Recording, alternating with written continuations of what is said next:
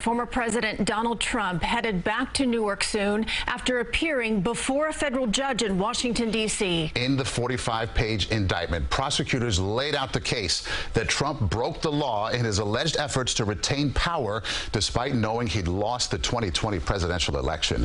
He faces 4 felony counts to which he has entered a plea of not guilty. This, of course, stems from January 6th when thousands of people stormed the Capitol. The actions on that day so well documented by cameras on the ground and people videotaping themselves inside. More than 1,000 people have been charged in connection to this day, and now the former president is among them. We have team coverage of this arraignment live in D.C. and here in the studio. Let's begin outside the federal courthouse in our nation's capital, where Alice Gaynor joins us now live. Alice.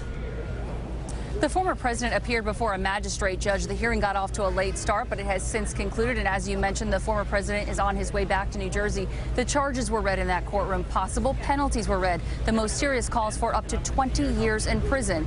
Then the former president himself entered the plea of not guilty. Former President Trump made his way to Washington, D.C. as some supporters and anti-Trump protesters awaited his arrival. Metal fencing lined the outside of the federal courthouse as police kept an eye on everyone gathered. Snowplows were also used as barricades. Out of view from the cameras, inside a courtroom, Mr. Trump pleaded not guilty to the 4-count indictment unsealed Tuesday. Charging Donald J. Trump with conspiring to defraud the United States, conspiring to disenfranchise voters, and conspiring and attempting to obstruct an official proceeding. Trump is the only one charged, but 6 co-conspirators were referenced in the 45-page indictment. CBS News has learned attorneys Rudy Giuliani, John Eastman, and Sidney Powell are likely some of them.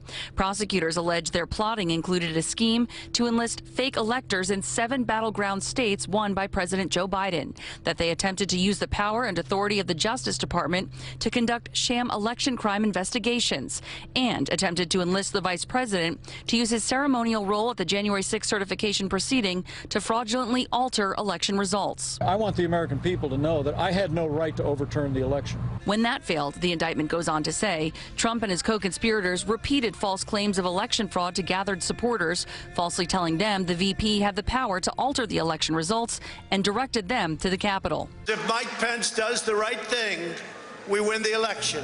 Now, 2.5 years later, just blocks away from where that violent mob breached the U.S. Capitol on January 6, 2021, the former president was arrested and processed. Undeterred and running for office again, he unleashed a flurry of posts on social media, including, quote, "I need one more indictment to ensure my election." Special counsel Jack Smith was also in the courtroom. We also want to point out the next court date for Mr. Trump in this case is set for August 28th. Maurice and Christine. Alice, you were live here during Trump's arraignment in New York back in April. Curious how this one has been any different. Sure. Well, 2 things stuck out to me. One, this is a federal courthouse, so as we know, cameras are not allowed. So we won't see photographs of him in the courtroom like we did at Manhattan Criminal Court. The other thing is the crowd. It's raining now, the hearing's over, so crowds have dispersed. But there was a very small group of his supporters and also anti-Trump demonstrators here. Back in April in the park in front of Manhattan Criminal Court, that park was full, a few hundred people. We didn't see a crowd like that here today. Alice, take us, if you can, through the atmosphere all day today. After all, we're talking about January 6th and the gravity and the seriousness of that. Well, you know, it's interesting, Maurice. There are probably more journalists here from around the world than there were actual supporters and anti-Trump demonstrators. Certainly, this is, Washington, D.C. I'm looking at the Capitol. It is right there. Again, we are just steps away from where this took place. And we know that, too, Capitol police officers who have been very outspoken about their trauma, about their injuries. One of them had to retire.